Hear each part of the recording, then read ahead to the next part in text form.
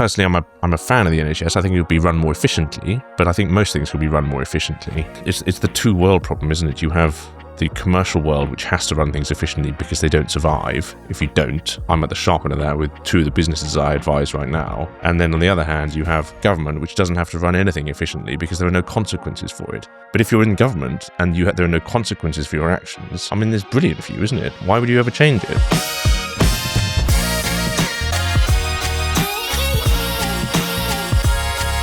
Morning, Freddie. Good morning, Peter. How are you, my man? Very well, thank you. Nice to be back. Yes. I want to start. You pinged me this Guardian article midweek, and I think this is. I mean, there's a lot of shit out there at the moment, but this is a strong signal of how bad stuff is. And trying to like sift through the propaganda, I was like, but this is in the Guardian. This isn't in the Times or the Telegraph attacking them. So I was like, is this the Guardian doing them a favour and trying to soft land this? But either way, just for anyone who's listening, by the way, Freddie sent me this article from Monday. The UK may need 92,000 extra public workers if fall in productivity continues to 2030. And I was like, okay, what does that actually mean? And it just means that because people are so shit at their jobs in government, they need more shit people to deliver their services. Is that a fair summary? Essentially, I think there's quite a lot actually packed into that headline, though, and a lot of assumptions, which is kind of why I pulled it out. I thought it was really fascinating. So just looking at the implications of that, so obviously 92,000 extra public workers means an enormous additional cost to the wage bill as the first point of view. And the second, the ostensible reason for that increase in need for more public workers is because the existing ones, I assume, given the attention to productivity, are not actually doing their jobs. So the solution that Rachel Reeves has come up with is because people aren't working hard enough, we're going to pay even more people to not work very hard, which is fantastic if you're one of those people who is now getting paid to work less effectively. Is it her saying this? It says reports suggest Rachel Reeves could be forced to suspend. It doesn't say she's saying. Is she quoted in here or anything? No, that's fair. So I think it may be an unavoidable implication of the drop in productivity that she might have to include additional spending. Oh, it's the ONS, the Office of National exactly. Statistics, but on whose predictions one should never rely. More public sector workers needed for what's this? What is this chart? So I think that's the blue line is actual number of public sector workers. Exactly. And then the red line towards the right-hand side of that chart shows the additional number of people we would need in order to maintain the same level of services, given the fact that none of our existing ones are working hard enough. So I actually want to know why we dropped in 2010, 2020 from 6.5 million to essentially 5.5 million. We shared, what's that, about 18% of our public sector workers? Yeah, so bear in mind what was happening at the time. So for any listeners, we're looking at a chart which effectively shows an increase in the number of public sector workers till about 2009 to 2010, and then a sharp drop from about just shy of 6.5 million down to about 5.5 million. So about 1 million lost over a 5-year period. Bear in mind what was happening during that period. The coalition government had come in 2010 and George Osborne had begun austerity. Okay, yes. And so there was a reduction in the number of public sector workers over that period. And then during the same Conservative government, so it appears that there was a massive increase during COVID and after COVID. Correct. I mean, it's one of those things, there's no individual party here for blame. This is mainly Conservative numbers. It's completely endemic to the system and the way that it functions. To me, it's okay. So I sit here as somebody, I'm a businessman. You're a businessman. You know what it's like. If your team isn't productive enough, you don't get more people in to fill the gap because your turnover doesn't go up. I mean, it's a startlingly obvious point when you say it like that. Yeah. Being very blunt and slightly facetious about it, the first thing to note is that government is essentially a non-productive enterprise. Yes. They do not produce goods and services that people necessarily pay for, at least not at a till in the way that you or I would understand it. And the second point is you've completely put your finger on there. If you're running a business, you have a statement of cash flow, which shows your cash receipts, and then you have to do what you can with the money that you make, because you can't just make up the money. No. The huge advantage you have if you're running the government is that you can, and the way that these 92,000 new public sector employees are going to be paid for is quite simple, via debasement and dilution of our money. And that's not an option that is open to anyone who runs a business or who has a shop, or runs a business of any other kind. You have receipts coming in the door, and then you have to make those stretch as far as you can. I'm speaking with a certain amount of business. Two of the businesses I'm working with at the moment are currently under extreme financial stress. And so we're very much at the sharp end. And it'd be great if I was a government and I could make up money that I could then pay people with. Well, you're not on your own with that. Like every single business I run has a lot of pressure on it at the moment because our customers have less money. The things we are buying are costing more, and our staff either want more money or I'm being forced to pay them more money. So in every direction, there's a squeeze. The squeeze is mainly because of the government. I'm not going to blame it all on them. I was listening to that. I was telling my girlfriend this morning about why socialists are always wrong, and I played her that Millet WEF speech he gave, where he talked about how socialism has failed everywhere, and just talks about market forces and all government intervention is a distortion on the market. And so I was like playing her that this morning, and it's almost like a refresher course, a reminder of like, okay, are we right? Am I right about this? And then when you start to play it, start to think about it, I was like, well, if I wanted to pay a staff £8 an hour because my business can allow for it to have, I don't know, 2 20-year-olds as a part-time job who would accept £8 an hour, that's fine.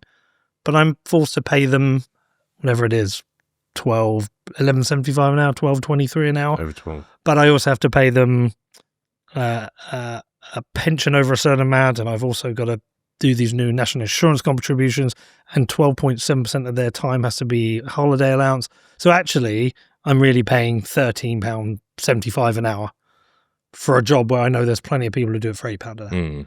And so that's a distortion. Puts the pressure on us. We have to raise our prices. Our customers have to pay more.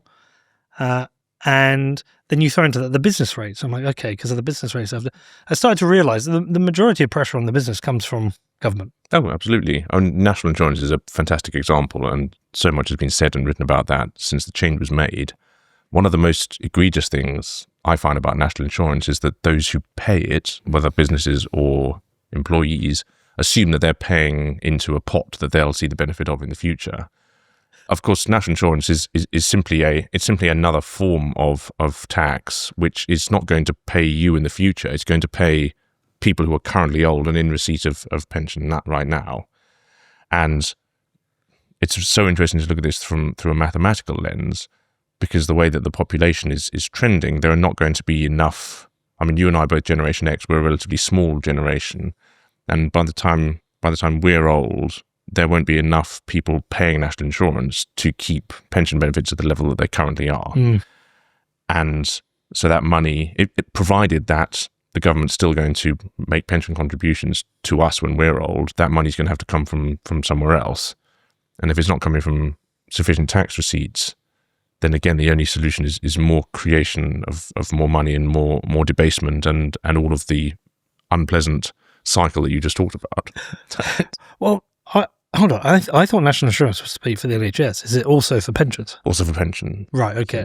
Predominantly for pensions, I believe, so. Okay. I mean, there was a suggestion recently that having a separate national insurance is a dumb idea because it's additional work for the government, where really it should be wrapped into our income tax. Yeah, I think that's a much more sensible way of doing it. And there are a lot of proponents for flat tax rates, which would greatly simplify the tax code. I forget how big the English and Welsh tax code is, but I know the United States one is, if you stacked it all on top of each other, it would be taller than I am. And no human has read all of it, and very few humans can understand it. So, I mean, have you read there's a great letter that Rumsfeld used to send to the IRS every year. Have you ever seen it? No. Oh, it's wonderful. It's like a one-pager. Because obviously it's an offence in the US not to make your tax filings correctly. And Rumsfeld used to put his he'd file his tax return, and then he'd send this letter saying, dear IRS, I appreciate that it's an offence if I've made a mistake here. I like to think I'm a relatively intelligent guy. I'm Secretary of the State for Defense of the United States of America. I am incapable of understanding the tax obligations that I owe to the federal government. I've done my best. Oh, here it is. Oh, here you are. Wonderful. Okay, brilliant. Nice one. You found it. Okay, dear Sarah Mann, I've sent in our federal income tax and our gift tax returns 2013, blah, blah, blah, blah, blah. The tax code is so complex and forms are so complicated that I know that I cannot have any confidence that I know what is being requested, and therefore I cannot and do not know and suspect many great Americans cannot know whether or not their tax returns are accurate. That reads a bit like the known knowns and he liked that known kind of unknowns thing. I like this one. So I say that, but as in prior years, it's important for you to know that I have absolutely no idea whether our tax returns and our tax payments are accurate. I say that despite the fact that I'm a college graduate and I try hard to make sure our tax returns are accurate. Isn't this a guy who lost 2 trillion black hole in his? It's possible. I mean, he lost a large number of American citizens and Iraqi civilians in the Middle East. So perhaps the money is not the worst thing he did. But no, I think the point is he's a bright guy, and he was trying to honestly file his tax returns, and they were so complex that it's impossible for him to know if they were right. I mean, I find it funny, but I also find it difficult to consider Donald Rumsfeld as an honest person, personally. Well, you can be funny and still be a dick. So. Yeah. Fuck. Well, there's another additional distortion that comes from this that hadn't at all crossed my mind until recently, in that my accountancy bills are getting bigger and bigger. And I was like, I realised if we didn't have government, you wouldn't actually have to have an accountant. That's an interesting question. Hear me out, because what does my accountant do? Files my VAT returns, files my tax returns, does my accounts so they can do those. But I essentially run a mini P&L for each one of my businesses privately on my own anyway, so I know the state of them. And so I only need them for the bits where I do that ultimately lead to the filings. And I'm spending now over 6 figures a year on accountancy fees. And so how much am I spending on accountancy, HR, legal and tax that are distorted the businesses? Knut calls these lubrication industries. He says they're to make, and you can think of that either as a lubrication for industry in general, or to ensure that the government dildo is sufficiently lubricated for when it goes in. To me, it's basically racketeering.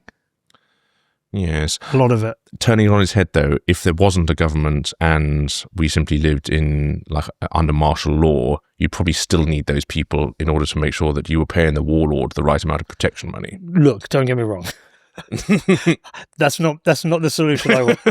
I just think there's a lot of stupid people setting the rules by which we have to operate, which are distorting our companies quite severely. Oh, completely it's right. all a fucking mess. Do you know what? Just to throw it in there, did you see Australia's just passed this wealth tax? The superannuation, yes. Unrealised gains over 3 million. Yes, yeah, 30%, is it? Yeah, I don't know I haven't read enough about it yet, but I don't know if it's actually passed. I think it just passed. Passed? Yeah, I was chatting to Danny this morning, because he lives out in Australia. Yeah. He was saying it's passed. He said it's 30% every year. And I've heard that they wanted to extend it to things like your family home, which is ordinarily, most tax jurisdictions exclude that from the ambit. I mean, are you looking for it, Con? I mean, just the whole thing is like, it's not just here, it's everywhere. You look, you're like, they're just trying to take a bit more here and trying to take a bit more there. And you said something a second ago I wanted to go back to. So the distortion of the requirement of those kind of industries imposed on you by government, I think that's particularly acute and perhaps most noticeable in financial services industries for regulatory and compliance. So, and I know particularly from the Bitcoin work that we do, that the regulatory and compliance burden imposed by the FCA on Bitcoin companies in the UK is so high and so expensive that a lot of them are looking at the UK's market and saying, you know what, we're not going to bother. It's not a big enough market anyway. Not a big enough market. US is favourable, MENA is favourable, even the EU, even though MiCA is not perfect, at least it exists and it's being applied. We'll go there. We'll go to Switzerland, but the UK market is no longer big enough for it to be worth the cost of entering the market. I also see they're bringing a new thing now where we have to keep quite extensive records for every single transaction and transfer. Do you want me to go into that? Yeah, let's do. A couple of minutes? Well, let's do it now. Yeah. Yeah. So by the way, funny story. Funny story for you. On the podcast now, in the comments, regularly again, why do you go on about Bitcoin all the time? Stop shilling Bitcoin. I'm bored of hearing about Bitcoin. And I'm like, just scroll back. Just scroll back. 860 shows on Bitcoin. Do you know who I was? Do you know who I was? No, fuck off. Yes. So the interesting thing there, it's a piece of legislation called CARF, which is the Crypto Asset Reporting Framework. Well, yeah, it's not the most prepossessing of names. It's so government. It is. What's really disturbing about this, though, is the reporting requirements, not just to your own domestic tax authority, to HMRC, but for that information to be shared with all global tax authorities everywhere. Now, most jurisdictions hold that you don't need to report transactions above or below a particular amount. Those are de minimis if they're too small for the tax authority to bother with. The approach that Europe and I'm afraid the UK has followed is to require reporting of all crypto asset transactions by all crypto asset service providers. So Coinbase would be a crypto asset service provider. Non-custodial wallets shouldn't be caught because they're technically not crypto asset service providers. They simply provide software and you hold your own crypto assets using their software. So one of the recommendations we made in our feedback to HMRC was, could we please make that clear that this doesn't apply? I think it's implicit in the legislation, but it's not in black and white. So that would be improved by that. The most important bit, though, is that in conjunction with something called the travel rule. Now, the travel rule requires you, when you make a transfer from your crypto asset service provider wallet, say to your self-custody. So if you... I've seen that in Gemini. Yeah, exactly. Yeah. So if you move from a Gemini wallet to a self-custody wallet, you need to effectively dox a self-custody address. And we've talked about this before. Yeah. You need to say, yeah, I'm sending it to myself. But then, of course, the receipt address is doxed. And the interesting thing about CARF, where they collect your personal data, how much you hold, how much you buy, how much you sell, in conjunction with the travel rule, we've argued to HMRC that is an enormous data honeypot. And history has shown that no institution, even from the US Department of Treasury, the UK Ministry of Defence, both of those have recently been hacked. Huge amounts of personal data have been stolen from the Ministry of Defence in the United Kingdom. I mean, you'd have thought if anyone was good at protecting stuff, it would be the MOD, but apparently not. So if we can't rely on those institutions to keep our data safe, it's a fair assumption that all of these exchanges will be honeypots of data. And the interesting thing that I was explaining to an FT journalist just this week, the nature of crypto assets, because they're bearer instruments, exposes their holders to extreme personal risk. And you'll know as well as I do, there have been stories in the last couple of weeks about people being kidnapped on the streets in France. Yeah. People losing their fingers to kidnappers.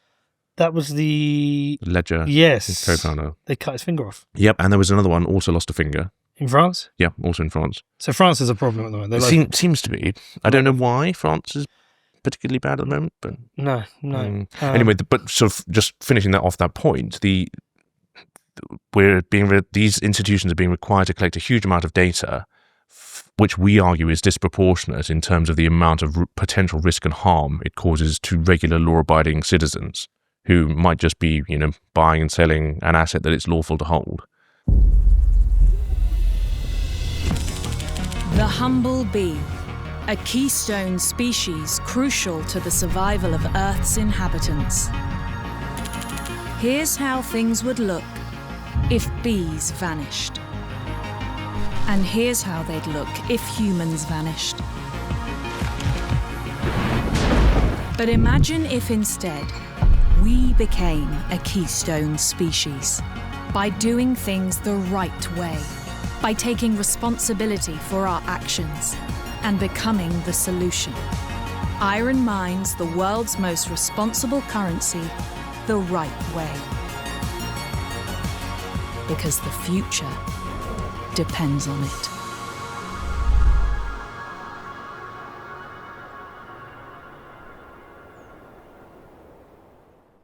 Do they listen to you at all?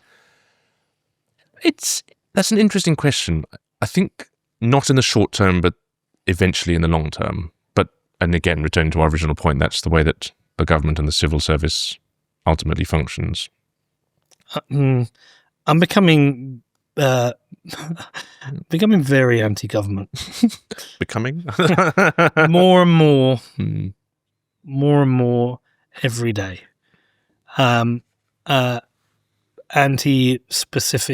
Specifically the Labour Party, but anti the institution of government. Having to check myself a lot in that, if I'm very critical of the Labour government, I find myself having to be critical of the previous 14 years of Conservatives because they were particularly shit. And then also trying to not be just sucked into, well, if we vote for reform, everything will be better. Because a new party also faces challenges. Can they change any of this shit? But I'm becoming, very, very anti-government at the moment. Because, I'm just sick of watching stupid people make rules that govern the wealth creators and the business owners and the electorate, and just making everything worse and harder for people. Like, how have we... I mean, look, let me even go back a step. I'm so drawn into American history at the moment. A particular period, which I've made very obvious to people that I'm quite interested in, which is pre- and post-Revolutionary War. The grievances that they had with the king. And it's fascinating. When you compare the colonies' grievances with the king, they're almost identical to our current electorate's grievance with government. Well, taxation without representation is a key one, and everything you've said there shows that people don't feel as though they're being represented. Yes. So there's like these slight twists in that, okay, we do have representation, but they just lie to us. We're not going to raise taxes, we raise taxes. They've treated well, actually, it's a fair point. You could argue without that representation, because really I think I don't like the whip. For me, the whip is anti-democratic. And so if you have the whip, where's the representation? Yeah, because your MP is not representing the views of their constituents if they're being told to vote a particular way by their party leader. Yeah, and if we and I don't believe that's democratic. We had David Starkey, and he basically said, and I'll butcher this, but democracy is the will of the people, so the vote of the people, either as us as the electorate vote in, or as represented by our MPs. But if our MPs are whipped into doing things, then they're not representing us. Or they can't even represent us. I think it's interesting to examine the different types of democracy, maybe sort of unpacking David's idea a little bit there. So very, very, going back a really long way to like the gold standard of personal democracy, which was 5th century Athens. So in 5th century Athens, there was obviously a small pool of voters, and that was restricted by whether or not you were a man and whether or not you were a slave and things like that. But those voters who did have the franchise, that was a direct democracy. And the interesting thing about the Athenian democracy at the time was it was relatively representative of political democracy. Now, politics comes from the Greek word polis, which meant city. Oh, yeah, polis, politeia. And so Greece was divided into a lot of little city-states. Right. So Athens was a polis, Sparta was a polis, so was Corinth, and so on. So it's kind of a republic. Yes, exactly. It's kind of but again, direct democracy. And the interesting thing is you were directly affected by what you voted for. So if the Athenians gathered in assembly and then they voted to go to war, the next day you packing up your spear and your armor and you were heading out to war. You would row in a trireme, or you would be on the battlefield, and you had voted for that, and that was a decision that you had made. And if you'd voted not to, then you stayed at home. That kind of that kind of personal democracy only works as we've seen, in relatively small groups. When you extrapolate that out to the size of a modern nation state, it doesn't really work anymore, and that's why we developed the parliamentary democracy that we currently have, where you elect a representative to make those decisions for you.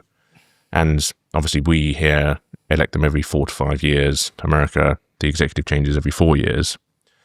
And most representative democracies function in a similar kind of way. But the whip thing is a really good example. That's been in the same way, I think, as... Has it always existed? That's a good question. So our voting was very odd in Parliament, like the sort of rotten borough period of our parliamentary democracy. I don't think there was. I don't think the Can whips you look existed. up and see if the whip has always existed? And is it mandatory? Does each party have to have the whip? It doesn't have to have the whip, No, but it's a way because- of controlling your MPs. You get thrown out if you don't Follow vote. the- yeah. Exactly. But with the assisted dying bill, they were given a free vote, weren't they? There was no whip. So, but it just feels anti-democratic. It does feel unfair, but again, we've got a number of different systems all competing with each other here. We have the party political system, which is the way of maintaining and gaining and maintaining control, and that sits on top of a direct democracy, which has been replaced by a parliamentary representative democracy on top. 1880s. What, the whip first came? Yeah, and it started in Ireland. Where did it come from? Why did they, does it say why?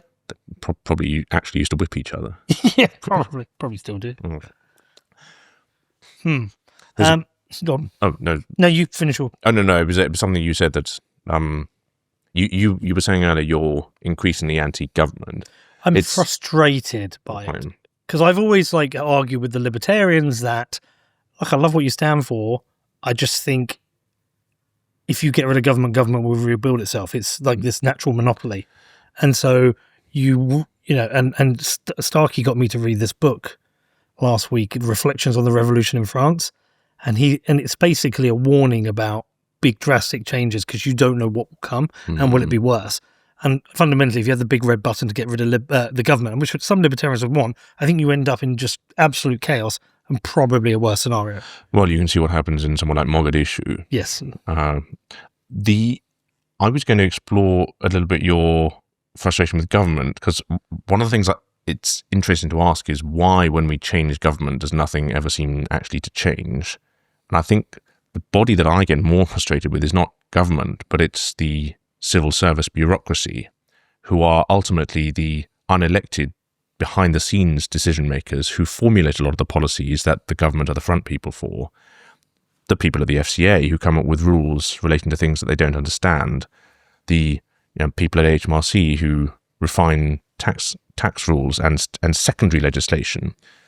So I think that's actually a much both more insidious problem and much, much harder to deal with because no one really focuses on what they're doing. And remember, these people have, I'm talking about my own people. I went to Cambridge. Half of my friends went into banking and finance and the other half went into the civil service. So I'd like to feel I've got a relatively clear view. And my dad was a civil servant as well. And these people will have careers spanning 40 to 50, 60 years in the civil service. Fantastic pension, paid for by the productive sector. And I've got some numbers that I looked up just before the chat. They probably get better pensions. The numbers are, maybe we'll get into this in a minute. The numbers are really depressing about how many productive people support how many unproductive people. But the really interesting thing is, and you probably know the adjective Byzantine relating to bureaucracies, and that obviously comes from the Byzantine Empire, which was the Eastern Roman Empire, which became a watchword for an unbelievably complex and difficult to unseat bureaucracy of different officials who had obscure titles and extraordinary influence and reach throughout society, but were impossible to get rid of because they were unelected. I think that's actually more problematic than the government. But it's being spoken about a lot more now. It is. I think people are becoming more... Steve Baker, you had Steve in here, for example. Liz Truss spoke about it a lot. She basically explained that's the deep state. Because when you first hear about the deep state, you're like, it feels like a little secret room where people make decisions. No, it's the blob. Yes, and again, I think it's important to approach this with very clear eyes. A lot of these people are very good-hearted and they start from a place of good intentions, wanting to do good things and help society. Again, a lot of my best friends do this. They went into the civil service because they think that's a good way of helping to run society. So I think it's important not to tar these people with nefarious brushes. A lot of them are very good people, very intelligent, very hardworking, but they're part of an enormous apparatus of a machine that possibly is malfunctioning and isn't doing what it was originally supposed to do. Possibly? Well, almost certainly. Just look at the roads near where you live. Yeah. And anyone, I guarantee you, there'll be no one listening to this pod who doesn't have a road near where they live, which is basically one giant pothole now. Yeah, but I mean that's a local government issue, but that's a separate issue. So I've been digging into that as well. I think one of the two biggest issues that local government have is that they are essentially constrained by central government to their statutory duties. One is social care that they have to provide, and the percentage of their budgets going up and up and up and up of that. Actually, there's three pressures. There's that. Business rates is something that is a statutory government requirement. So they can't even provide the economic opportunity or create an economic zone of interest just if they choose to, because it's a statutory duty to collect business rates. There's a third pressure now, which is the Equalities Act, which is seeing many councils, we certainly saw with Birmingham. Birmingham's gone bust because of that. It's gone bust because of this. And so there's all these pressures at a local level. So government isn't just failing at a macro level, it's failing at a micro level as well. The whole thing's fucked, Freddie. Yeah. Everything's fucked. I think it's completely right. There's a, I forget who it is. I mean, it could easily be Hayek. Might be Milton Friedman, actually. He said there are sort of four or five things that he thinks government should do, and which they could probably do. It was a Friedman. I think so. I feel like I watched him say this. It's like foreign defense. Yes. It's diplomacy. It's domestic security, and it's setting up a framework of laws that enable personal bodily freedom and businesses to be protected. So property rights, effectively, to be protected. So the court system, in short. So the court system, the police, the army, and the Foreign Office. So life, liberty, and property. Basically. Yeah. Yeah, and to hear that from Friedman is quite interesting, because you wouldn't necessarily have thought that he would be a proponent of that kind of government. I think to those you should, given everything that's happened since the Second World War, you would probably add in an element of education and health as well. Although, as we know, there are... Oh, here we are. Here we go. 1, protect national security. This includes defending the nation against foreign threats, ensuring its safety, enforce the rule of law, maintaining order, and preventing coercion within the country is crucial. 3, provide a mechanism for dispute resolution. Establishing a system for resolving legal and social disputes is essential for a functioning society, and set and enforce rules. Government should establish and enforce the rules that govern the economy and society. Maintain a stable money supply. I actually didn't know about the fifth one. Yeah, Freeman advocates for a stable money supply to avoid inflation and economic instability. All that needs expanding, because a lot of what government currently does, you could fit into one of those. Yeah, yes. Yeah. It definitely doesn't do number 5. No. Well, that's one of the biggest problems. Yes. But I can't. Can you just bring up the US Constitution? This is, honestly, I'm starting to get angry. I think there are, we've complained about central government. You also said the civil service. I think there's a third proponent in that. I don't think we as an electorate are angry enough and making our anger heard enough. And I don't know if that's because some are gaslit into believing we're in a good situation. I don't know if people feel like they can't be effective, or we really take our democracy seriously enough. If you go back on it, can you get the Declaration of Independence? There's one line in this. There you go. Not we hold these truths to be self-evident. Well, that was a hypocritical line, really. Okay, can you just zoom in, because I haven't got my glass on. That's one, to secure these. All men are created equal. Yeah, well, they weren't really, because they're slaves, didn't they? So they were kind of bullshitting themselves. But hold on. Well, I also like this, by the way. Governments long established should not be changed for light and transient causes, and accordingly, all experience has shown that mankind are more disposed to suffer while evils are sufferable than to right themselves by abolishing the forms of which they become accustomed. But this is a bit running. Okay. But when a long train of abuses and usurpations pursuing invariably the same object, evidences are designed to reduce them under absolute despotism, it is their duty to throw off such a government and provide new guards for their future security. Such has been patient sufferance of these colonies, and such is the necessity which constrains them to alter their former systems of government. The history of the present King of England is a history of repeated injuries and usurpations, all having a direct and objective establishment of an absolute tyranny over these states. Okay, So, I'm not saying we're in exactly the same situation, but I do think we're in a situation where government is no longer serving the purpose it's meant to. I think we're at a time now where it isn't a change of government that's going to make a difference. I don't believe in the next election, if the Conservatives won that election, it would change this downward trajectory we are on. This moral, ethical, economic down. I just don't believe it will. I'm not wholly confident that a reform party will. I think they could come in with some great promises. I wonder if they get into government and go, fuck, we can't do this. It's impossible. I think we're at a time, I'm going to sound quite revolutionary here, but I fundamentally believe it. I think we're at a time where we need a fundamental shift or change, a revolutionary change. And I'm not saying we need to go into some kind of bloody revolution, but I think something has to change. Something has to. I think most people would agree with you, but I also think you're right in thinking that voting for a different party won't necessarily change anything. Yeah. And one of the reasons for that is that a new party comes in and they're effectively a very thin layer of icing over a gigantic, very stodgy civil service bureaucratic cake. And, no matter, you can change the icing and the cake's going to stay the same. And I think some of the other politicians you've had sitting at this table have found exactly the same thing. I remember I listened to the Steve Baker interview, and he's talked about how incredibly difficult it is to change anything, and Liz Truss obviously found exactly the same thing. So I think the conclusion you can draw is that change of the government's not going to change anything. Much like you, though, I'm at a loss as to what could possibly change things, because the United States changed that via a kinetic revolution and then the development of a new constitution.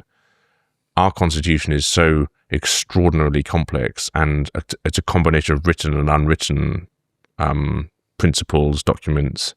It's not contained in any one single body, so which is good in that it's extraordinarily flexible and open to interpretation, but it's also very, very difficult to change.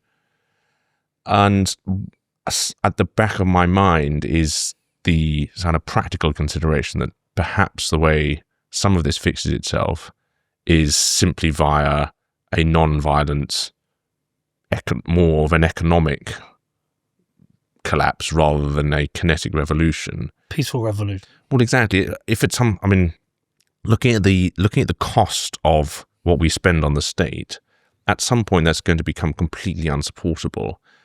And how bad is it now? Do you have numbers now? I've got a few numbers. I dug these up just before the call. So in terms of the number of civil servants we have, 500,000 roughly. These are 25 numbers, 2024, 2025. In what categories are those? That doesn't include teachers, firemen, police? No, that's much bigger. So those would be public sector workers. So the staff of the NHS, Quangos. Yeah, so the civil servants, like my friends from Cambridge, for example, about 500,000 of those. Yeah. It's a lot of people from, and about 6 million public sector workers. Okay. So NHS, local government, education, and so on. Firemen, police, teachers, military. 20 million on welfare of one kind or another. And that includes pensioners, universal credit, disability payments, and so on. That's nearly a third of the country, right? Yeah. And then of the adult working age. That would include some who aren't necessarily aren't necessarily of working age, because that includes pensioners. Okay, so non-children. What's the population of the UK, Connor, over 18? I'll go over 21. We'll be liberal because everyone goes to uni now. And then this number. Hold on. So a third are on some kind of welfare. Yeah. So anything from pension to universal credit to disability benefit. Okay. So only 17 million, so roughly 25% of the working population, I think, are paying more in taxes than they consume in services. So at the moment you have 17% are supporting everyone else. Not entirely supporting everyone else. Because some, if you're on universal credit, you could still be contributing. The data I saw was that that 70% are the people who are paying into the system. Okay. So if you're so they're paying in more than they take out. Yes. Yeah. Okay. Yeah. So some people on universal credit might be earning enough to pay for it to be net positive contributors to the pot.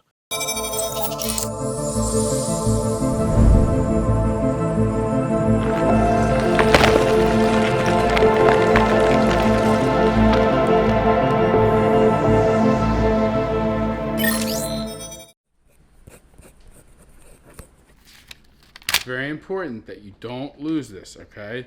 This is your inheritance through Bitcoin. Let Bitcoin rip. Don't rip up your Bitcoin. Set up inheritance with But- Casa. It's useful, I think, to look at a country like Japan, who's effectively undergoing a form of demographic collapse at the moment. And it's back- 260% debt to GDP, I read Well, the other day. exactly. And Japan have always been quite an interesting model to study, certainly from the point of view of the demographic transition model, which models population. Really interesting model to look at and as a bit of a harbinger, I suppose, as to what might happen in other countries. So Japan, I remember at school, were always a bit ahead of us. So population and birth and death rates used to be relatively high in the model, and population is relatively low. And then you get to the second phase of the demographic transition model, where the birth rate remains relatively high, but the death rate massively drops because of improvements in medicine, particularly in child mortality and survival rates, which is a good thing. And population at that point absolutely explodes. And then you get to another point, which is where the death rate is relatively low, but the birth rate has dropped as well. And that's when the population is relatively stable for a short period, but birth and death rate are now both comparably low. And then Japan was just beginning to tip into the next stage of the model, which is where the death rate was actually accelerating and population was beginning to decline, which is quite an interesting phase. Why was that happening?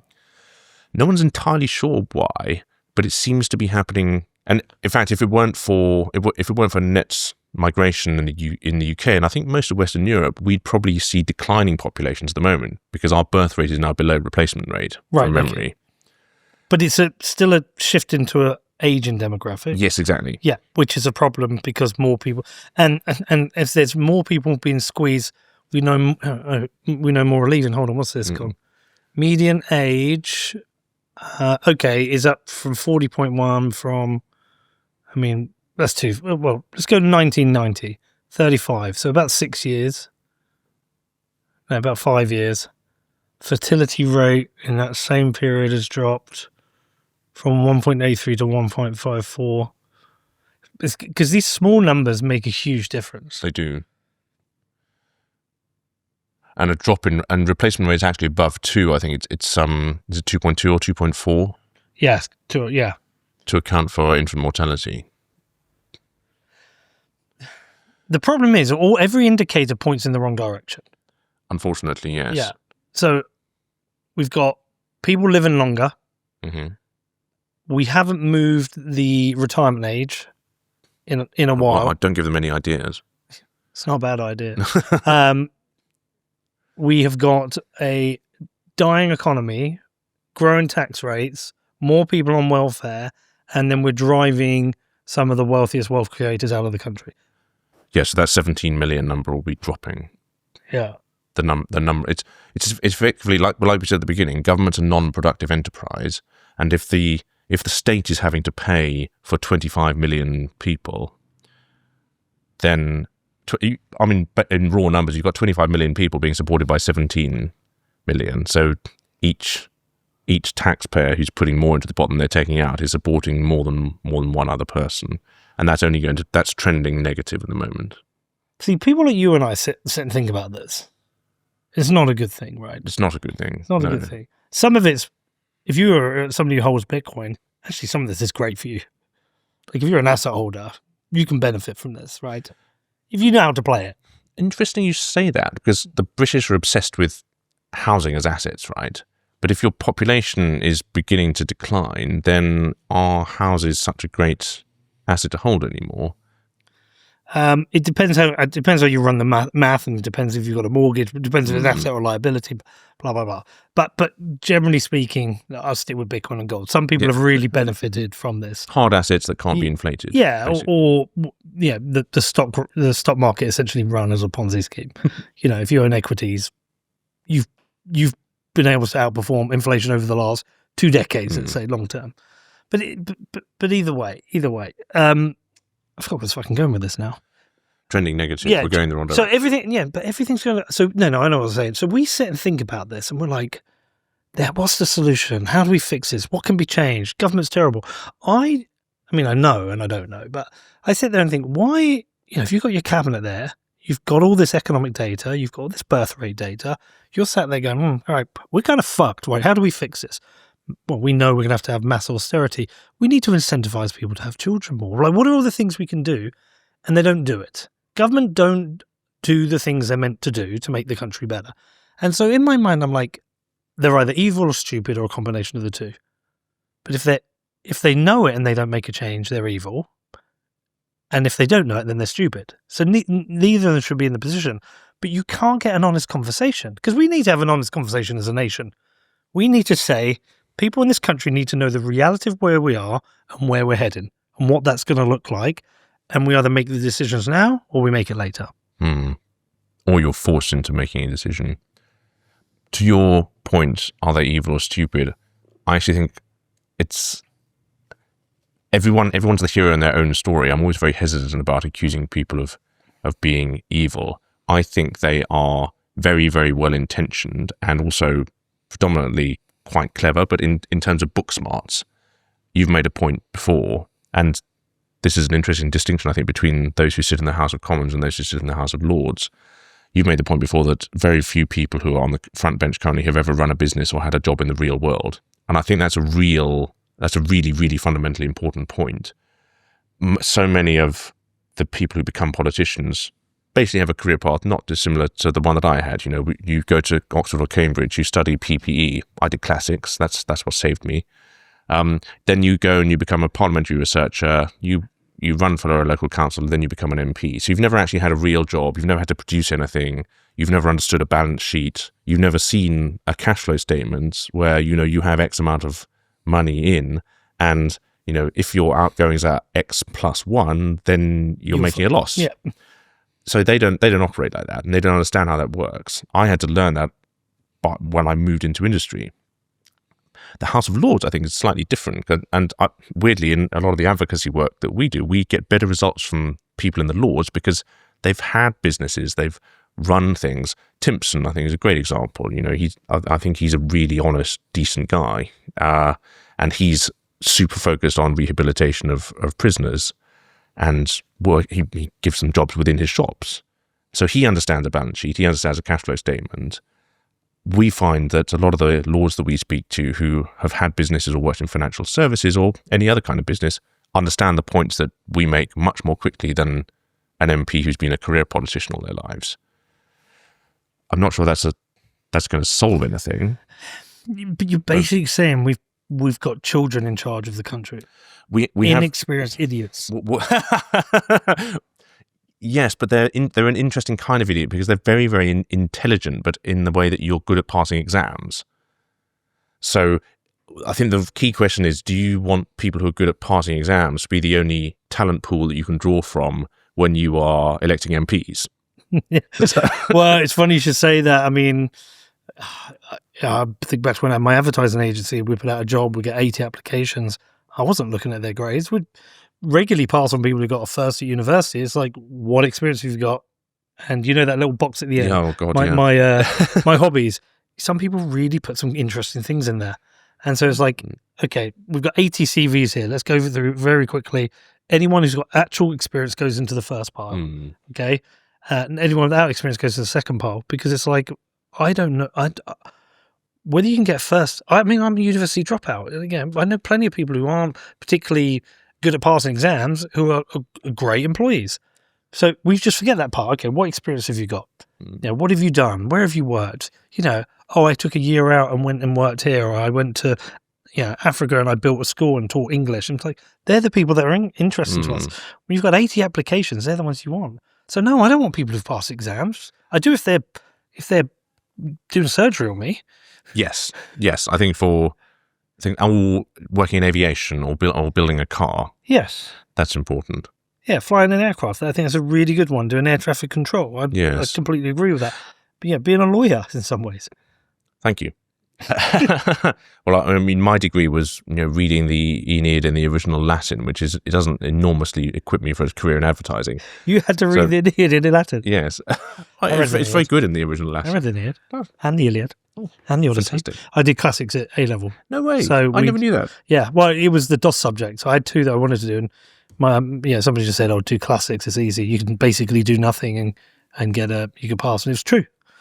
I read the Iliad, the Aeneid, and the Odyssey. The Odyssey is the only one I truly remember because it's a great story. The Odyssey is a fantastic story. I actually watched Gladiator 2 yesterday. Did you? I've steered away from it because I love the first one so much. Let me ask you a question. Sorry, I knew we would do this on films. So I just watched it, and like the opening part is like 16 years after the death of Marcus Aurelius. I'm like, I like Marcus Aurelius. I like Meditations, and they reference that in the book. And then they talk about these twin brothers who arrived after them. But basically, is it all factually true? How much? Some of it. So Commodus was a real emperor. Marcus Aurelius was obviously real. Yeah. So was Caracalla. The sequencing isn't completely accurate. A lot of it is drawn from Edward Gibbon's Decline and Fall of the Roman Empire. Right. And he had a very he set out to show that over time the empire decayed owing to its own internal pressures and the introduction of Christianity and various other things like that. So that's why they were killing the Christians. Yes. So right. they were keen on killing Christians. So I forget who the brothers are. Is one of them Caracalla? Cannot remember their names. One was a total weirdo. So in it, am I giving much away? Plot spoiler. He kills his brother, and then he makes his monkey his advisor. Is that true? There are all kinds of stories like that. The most famous one is Incitatus. So Caligula made Incitatus his horse a senator. Or again, though, it's disputed whether that actually happened. Right. That's in Suetonius' 12 Caesars. And a lot of this stuff is because when the new emperor came along, it became sensible for people to tell rude stories about the previous emperor. Right. So you'd go on about how insane the previous emperor was. Like the stories about Caligula are brilliant. He supposedly killed his father and slept with his mother, slept with his sisters, made his horse a senator, had a huge golden statue of himself, which he would dress depending on which god or goddess he was pretending to be that day. I love this bit. He was like as a celebration, he said, we're going to have a games and mass executions, and everyone cheers. We do some of those now. We're fairly certain they did have mass executions. And as a celebration? Well, sometimes there are stories about one of the emperors, I forget, it might have been Diocletian, crucifying Christians along the Appian Way. Some of them allegedly wrapped in tar and set alight as sort of street lighting. So why was Christianity part of the fall of Rome? Gibbon had a strange theory that the introduction of this foreign religion corrupted the old pure Roman religion, and effectively an outside influence that then led to a splintering of the power base within Rome. Right. I think that's largely disputed now.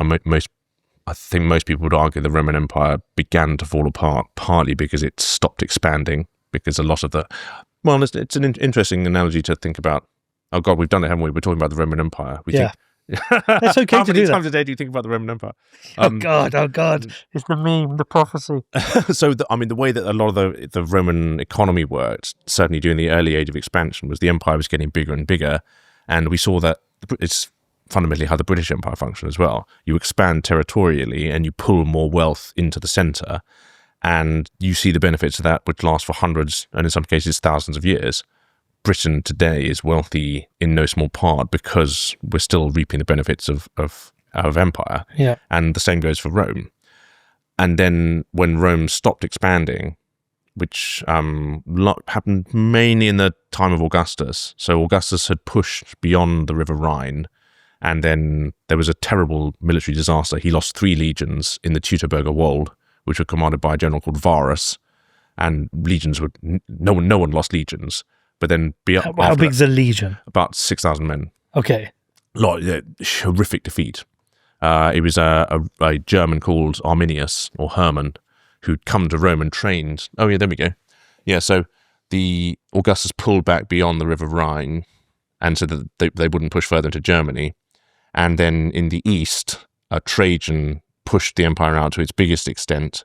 Trajan was in the century following Augustus. And the far eastern provinces they didn't hold on to particularly long. They pulled back not long after Trajan. It's a massive empire. It was to rule without any real modern technology.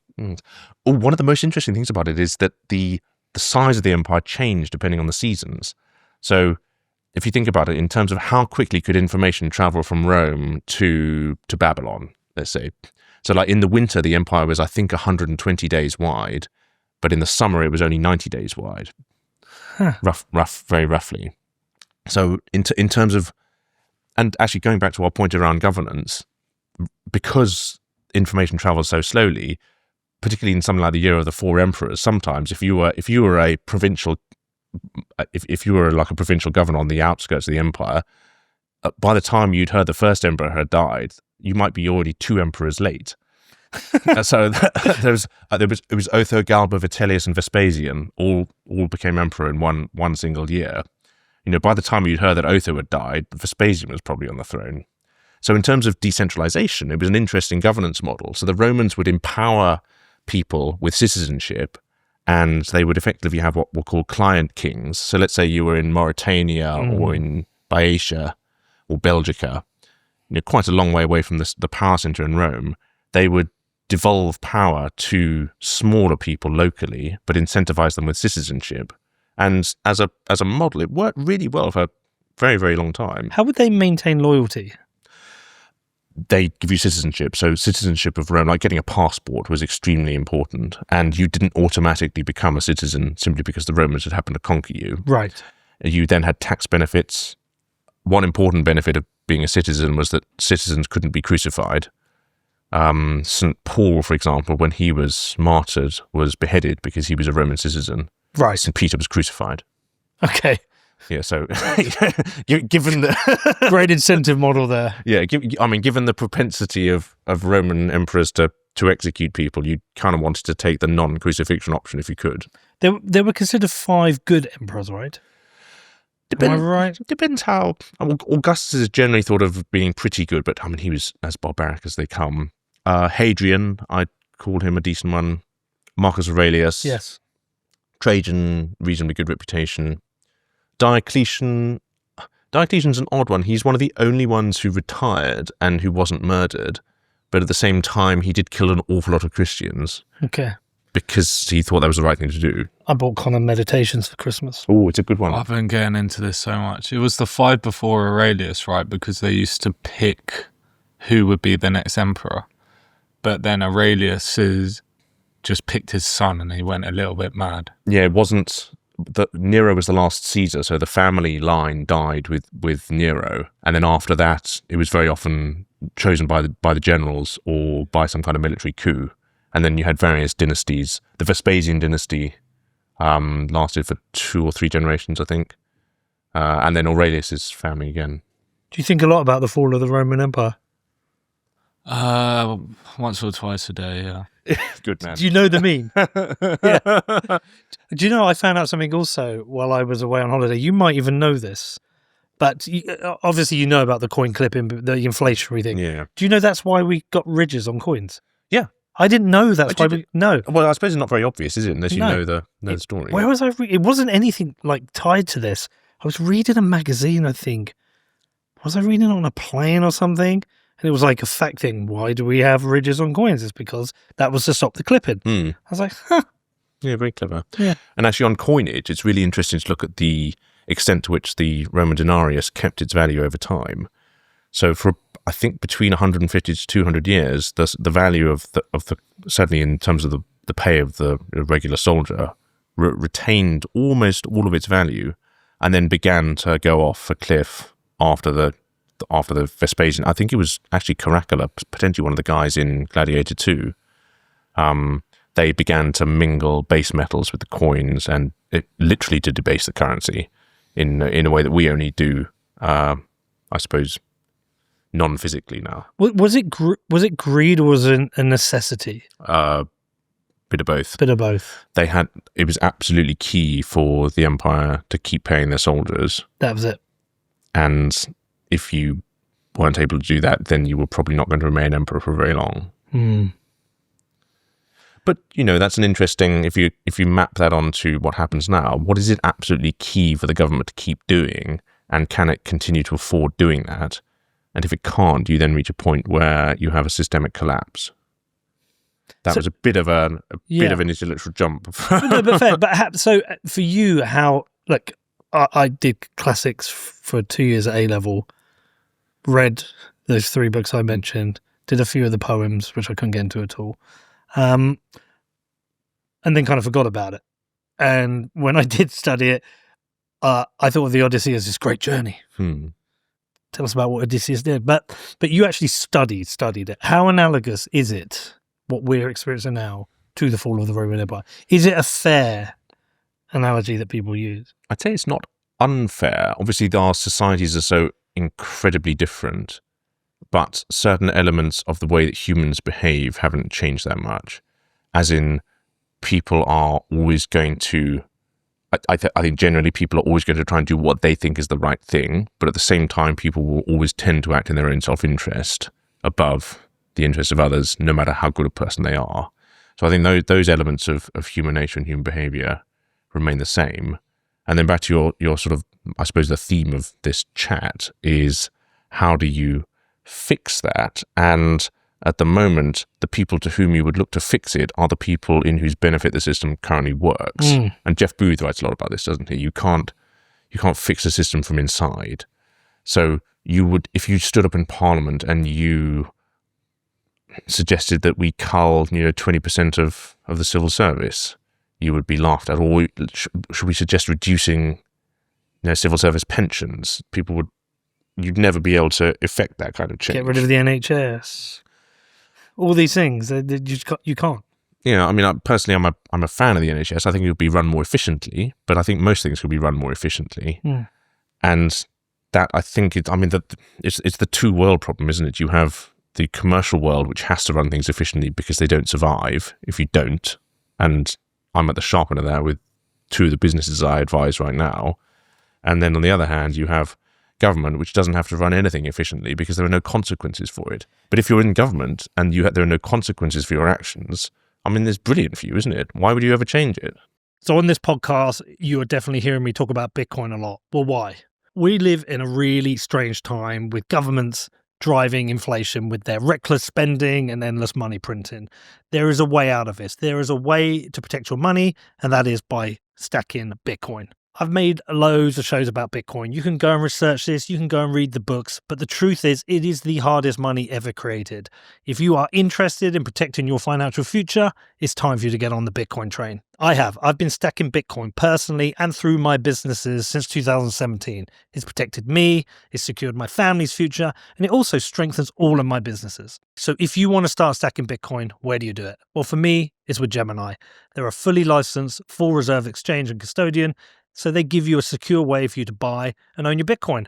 There's no risks and no funny business. So if you're serious about stacking Bitcoin the right way, head over to Gemini.com, which is GEMINI.com. All right, I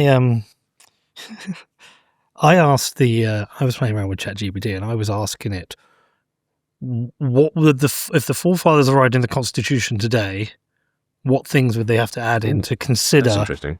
Modern, let's see if I can find it. Yeah, advances in technology, banking, what we know. Be good if we can find it. Actually, probably better if, Con, you bring up your ChatGPT. Can you put in this question? If the US Constitution was written today,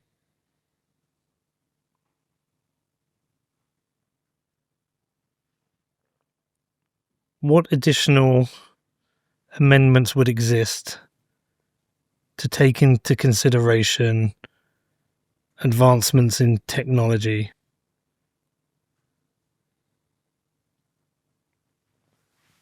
and what we understand about banking and central banks, money, yada yada? I mean, you might want to include something in the Second Amendment around fully automatic weapons. But I mean, the way the Second Amendment's drafted is quite interesting when you consider how powerful modern weaponry is. I forget what the wording is. If you need a well-armed militia, it needs to be able to compete with the tyrannical government's army as well. I'm going to get the wording wrong. It's something like Congress shall not impede the ability of the citizenry to hold arms or something like that. So what's quite interesting is, I don't know about you how much you're using AI at the moment, but I pretty much don't publish anything that hasn't been through an AI grammar and spelling check, and usually it comes back and writes things just much better than I do. I use it a lot for research and that, but I really find it interesting with questions like this. So, a digital rights amendment to protect individual freedoms of digital age, right to digital I like privacy, right to data ownership, right to encryption. Information integrity and free speech reform to balance free speech with mono information ecosystems, protects from algorithmic manipulation, combating disinformation. I don't like that. That feels anti-free speech. I think that free speech reform is probably adequately defended by the First Amendment already in the US. It's just not done a good enough job as what I had. Let's see if I can find mine. The first one's impressive. Here we go. I've got it. I've got mine here anyway. God, I had a long debate with it. Give me 1 second. Do you use the paid version? Yeah, I use the expensive paid version. Here we go. Right. So what did I say? Can you identify anything the Forefathers of America could not have predicted, for example, with central banks, CBDCs, and other technical innovation which they might have rightly feared and perhaps done about it? So what they couldn't predict is a centralized quasi-private institution with immense control over money supply, interest rates, and economic cycles. What they would have feared, they deeply distrusted paper money and centralized control of currency. Jefferson did. Yeah, Jefferson, Madison, and Jackson all explicitly opposed national banks. They feared inflation as a stealth tax and a way to fund war on empire without consent. So, what they would have done, hard money mandate, codified gold and silver as the only legal tender. As the Constitution originally implied in Article 1, Section 10. I didn't know that, by the way. Ban central banking, explicit prohibition on monopolistic control over money issuance, mandate congressional control. If money supply must be changed, it should be under direct democratic oversight, not unelected boards.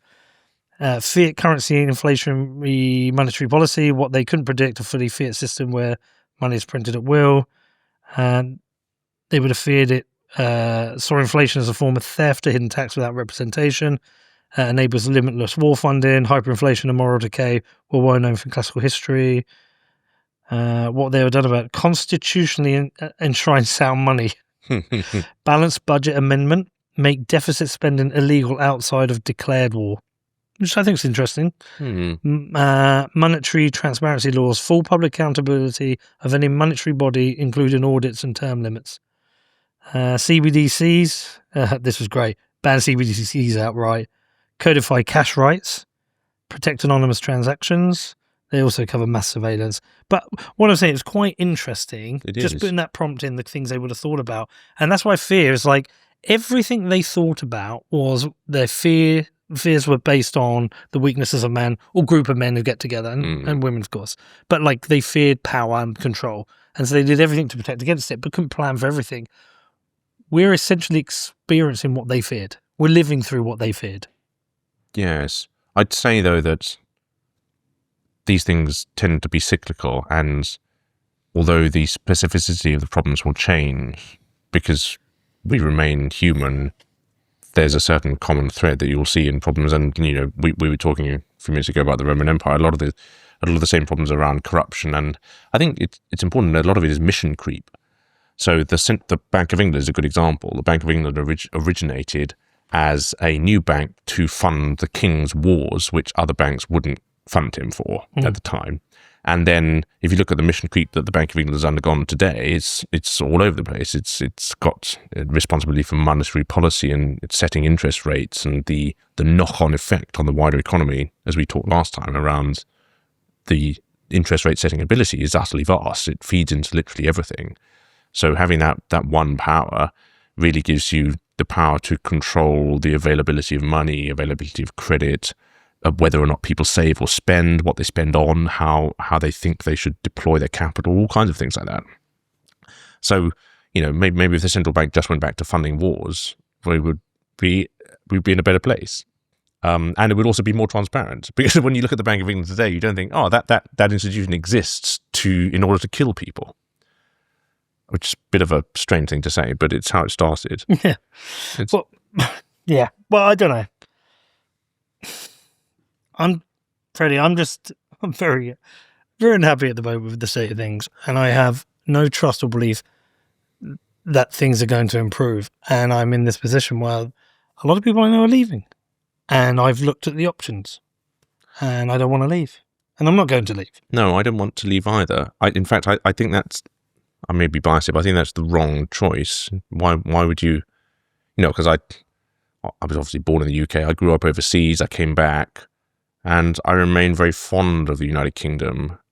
And I think it remains a very good place to live despite all its faults. And I would like it to improve.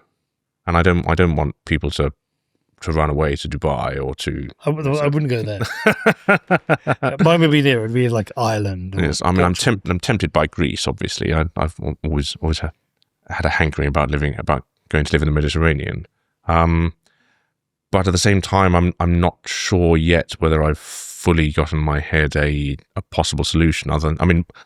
Obviously, if we look at extreme examples, one extreme example is a complete collapse, and that's really not what you want, because then you end up in a Somalia type situation, or a Zimbabwe type situation, and South Africa seems to be heading that way as well. How bad is it? Because I mean, look, I'm aware of what's happening in South Africa, but how bad is it getting? Because you're probably a little bit closer to than I am. The people I know who are there are very worried and depressed.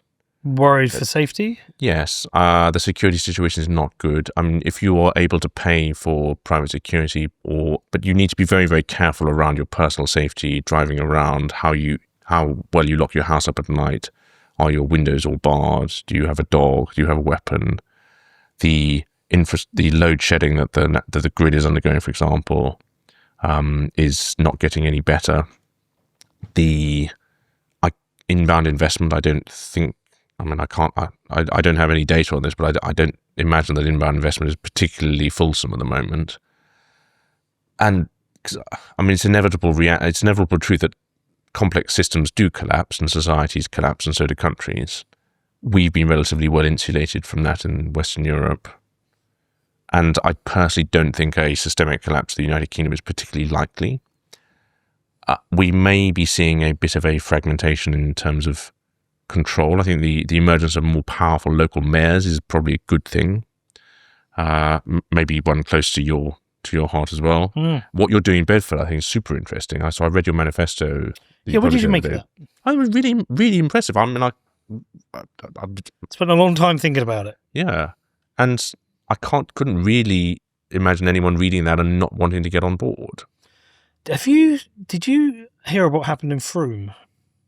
You flagged it to me. Did I send it to you the other day? Yeah, you did. I'm really intrigued by this. The idea that a local council should be run entirely by independents without any political loyalty, which might affect their voting or decision making.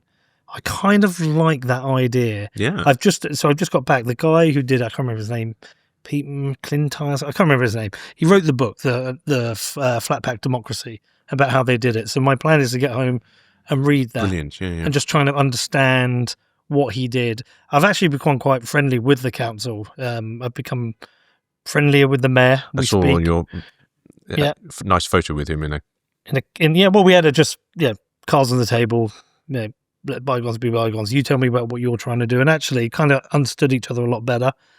He wrote an open letter to the police recently, and he's got I think he said he's got a meeting coming up with them, and so there's progress there. It's it's almost becoming like a public-private partnership, and so I've got this other book, New Localism. I've heard of that. Yeah, it's very interesting. Talking about that there's been, globally, all across the world, there's been like this massive growth in local projects, localism, where people have felt like they can't get anything from central government. Central government is so focused on, the demands of modern time, the jobs they have to do. There's no connection between central government and local governments. It's all been forgotten. So there's like this push locally for people to try and enforce change and do things differently. So I think we're in an interesting time. This is where I think the quiet, peaceful revolution might come from. It might come through localism. I think, maybe looking at it through a positive lens, I think that's a really heartening development. And it's correct to say that central government is so vast and so much of a supertanker, it's so difficult to change. So focusing efforts on central government is probably a waste of those efforts. But you can change stuff locally. You can make a difference in your town and in your county. And then once enough differences have been made at that level, then that trickles upwards. Yeah. So I think that's probably the positive outcome. So we got Mogadishu on one side, and then we have Frome on the other. So you probably couldn't name two places on Earth that are more different from each other. I've been to Frome. Have you been to Mogadishu? I have not been to Mogadishu, but I've lived in Damascus and in Harare. So some pretty wild places. Yeah, you could imagine. You could imagine either one of those places heading Mogadishu way. Just conscious while we've got you here. Your experience of working with government, and you might have to be diplomatic here, but what are the biggest, because you look, and some people who don't know, who haven't listened to our previous interviews, that you should have probably explained what you're doing with Bitcoin Policy Institute. So. I should. So I'm obviously a lawyer by training, and I work in mainly fintech and engineering businesses, but I also work on Bitcoin advocacy, Bitcoin only, not crypto. I've a reasonable amount of advocacy experience over my career. My first job out of university was actually trying to put together a deal between the British Museum and the Greek government to loan the Elgin marbles or the Parthenon marbles to Athens for the 2004 Olympic Games, which were being held in Athens. They would never have given them back.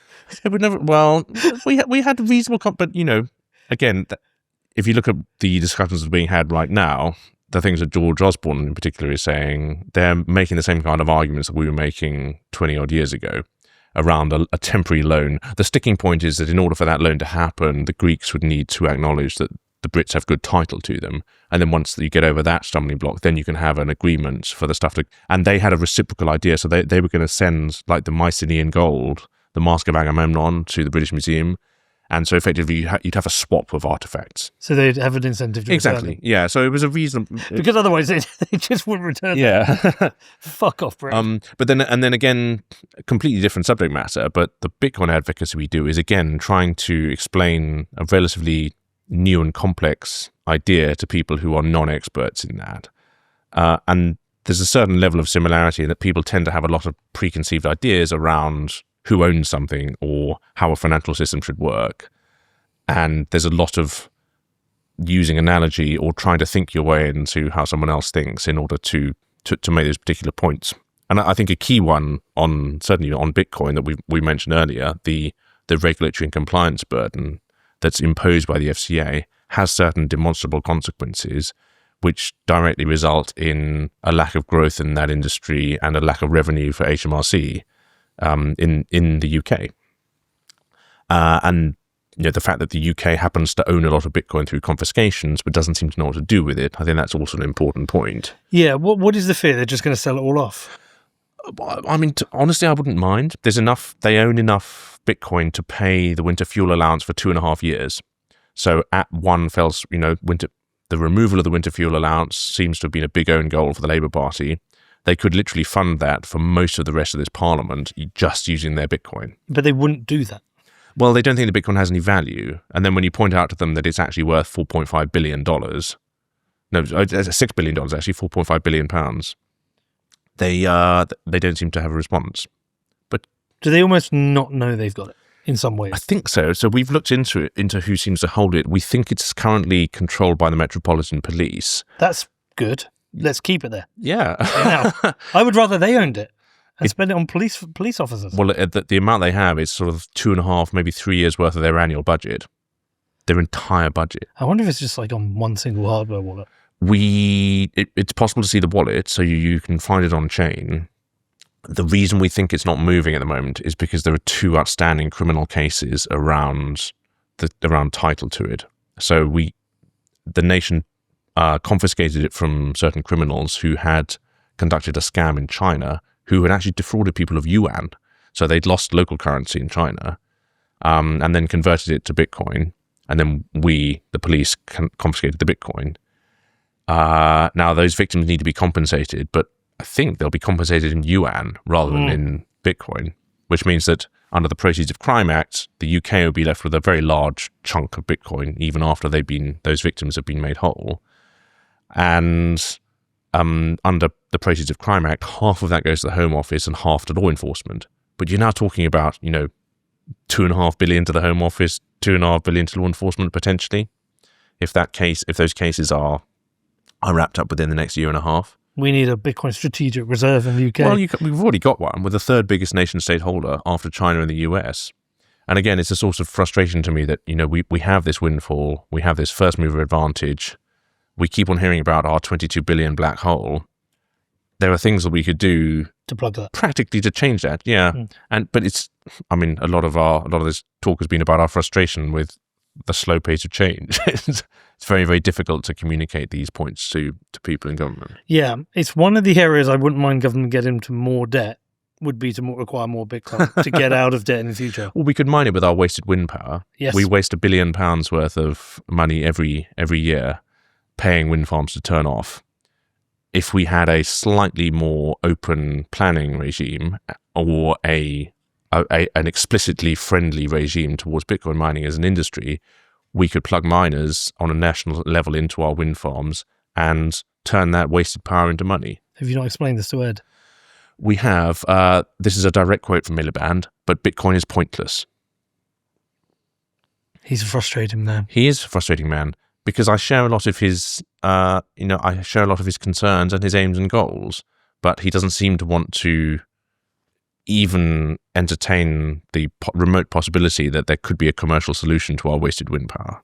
By the way, what do you think of this idea that so many new strategic reserve companies are... I'm a bit on the fence. Yeah, MicroStrategy replicas are... We're chatting about this earlier, just before you came. I think my main concern would be around servicing any coupon or debt that such companies acquire. So if you can combine a demonstrable cash flow business plus a strategic reserve, then I think that's probably fine. Like MicroStrategy. Yes, exactly. So if you have an underlying business which can potentially service the coupon, or there's demand for your equity, and so long as the flywheel continues, what I would be wary of is a zombie company purchasing Bitcoin and then simply selling shares if that business doesn't have any underlying source of cash flow. So I'm not sure if they exist yet, but I know of at least two who want to do it, because twice I've been asked if I want to be an advisor, and I'm like, no. Interesting, because I may know one of those as well. We'll talk about it offline. Yeah. I've said no to both, just because I don't understand it enough and it's just not my role, but it just felt a little bit gimmicky. Yes, my strong reservation is whether or not they have a demonstrable model and business plan. If they do, then that's one thing. In much the same way, and forget about Bitcoin. If you as a company were saying that we want to diversify from US Treasuries and hold gold instead, and we have a cash flow, and do we make and sell widgets? The widget business is going to make enough money for us to deploy some of it into our gold reserve, and we're going to hold that because we think that will maintain value over time, and that the value of our holding will increase demand for our shares. So if your flywheel works, okay, what I don't want to see is a Lunar Foundation Guard style scenario where suddenly you have some idiot like Do Kwon who dumps 800,000 Bitcoin on the market. And also, I slightly resent the fact that Michael Saylor's buying up all the Bitcoin. He needs to leave some for other people. Was it over 500,000 coins? Yes. Half as many as Satoshi. Oh, mate, it sends me mad.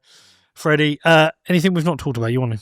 No, I think it was that the localism is a nice place to finish. I don't fully know what the answer is, but I'm hoping that we will steer clear from the unpleasant, kinetic and violent collapse, and I think focusing on localism and what you can do in your town, in your local community, that's a good place to start. And it may take 30 or 40 years, but everything has to start somewhere. We can explore that more, man. Let's go and get a beer and talk about it.